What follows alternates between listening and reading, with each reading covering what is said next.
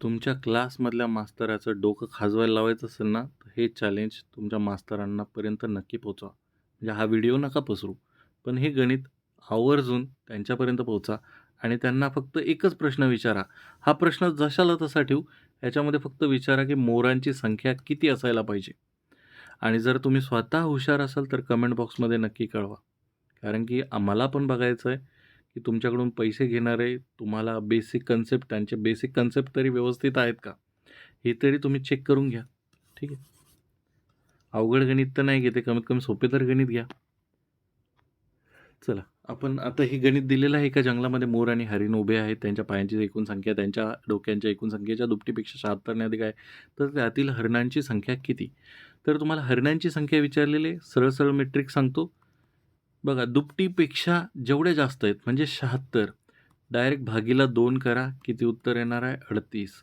आणि 38 ही काय आहे? तुमची हरणांची संख्या आहे. ऑप्शन क्रमांक डी हे तुमचं उत्तर असेल. ठीक आहे. आता ह्याला कन्सेप्टने समजून घेऊ. काय कन्सेप्ट? काही मोर आहेत म्हटलंय, काही हरीण आहेत. आपल्याला माहिती नाही हरीण किती, मोर किती. मी मानतो की माझ्याकडे मोर आहे एक्स, म्हणजे तिथे जंगलामध्ये मोर आहे एक्स, हरीण आहे वाय. आपल्याला दोघांची संख्या नाही माहीत. हरीण किती आहे? वाय. त्यांच्या आता हे बघा, एका मोराला एक डोक असणार. जर एक्स मोर आहेत तर एक्स डोके होणार. हरणाला पण एकच डोकं आहे. काही लोकांना 2 डोके असतात. असो. जर हरणाला एकच डोकं आहे, तर ह्या दोघांच्या डोक्यांची संख्या किती झाली? डोके किती झाली? जर तुम्हाला यांची बेरीज केली तर एक्स आणि वाय एवढी डोके असणारे दोघांची मिळून पाय. मोराला 2 पाय असतात. मग एका मोराला 2 पाय, तर 2x मोराला 2x पाय होतील. एका हरणाला 4 पाय असतात. एकूण 4 वाय पाय होतील या एवढ्या हरणांचे. मग यांची बेरीज जर केली तर हे एकूण पाय येणार आहे. पण गणितात काय दिलं? त्यांच्या पायांची एकूण संख्या. मग त्यांच्या पायांची एकूण संख्या म्हणजे 2x अधिक 4y. हे जे आलेलं आहे, ही म्हटलं की लगेच बरोबरचं चिन्ह. ही काय दिलेलं आहे? ही त्यांच्या डोक्यांच्या एकूण संख्येच्या, त्यांच्या डोक्यांची संख्या, एकूण संख्या किती आहे? एक्स आणि वाय. मोरांची डोके, हरणांची डोके च्या दुपटीपेक्षा. मग आता हे 2x एक्स अधिक वाय आहे, यांची पहिले तर दुप्पट करून घेऊ. च्या पेक्षा 76 ने जास्त आहे. ही जर 76 ने जास्त आहे, तर मग 76 जोडायचे कुठे? हा मोठा प्रश्न आहे. मी सध्या दाखवतो इथे 76 ह्या साईडला जोडले. समजा एखादी संख्या घेतली आपण, 12 ही 7 पेक्षा कितीने जास्त आहे? 12 ही 7 पेक्षा 5 ने जास्त आहे. मग ही 5 ने जास्त आहे, म्हणून ह्याला समान करण्यासाठी हे 5 ह्याला द्या, म्हणजे ह्या दोन्ही गोष्टी समान होतील.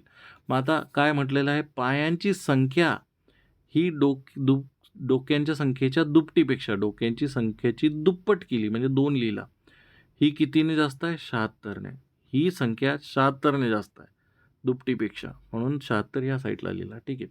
मग आता 2x अधिक 4y बरोबर किती येणार? ह्या 2 ने ह्याला गुणा, 2x अधिक ह्या 2 ने ह्याला गुणा, 2y अधिक 76.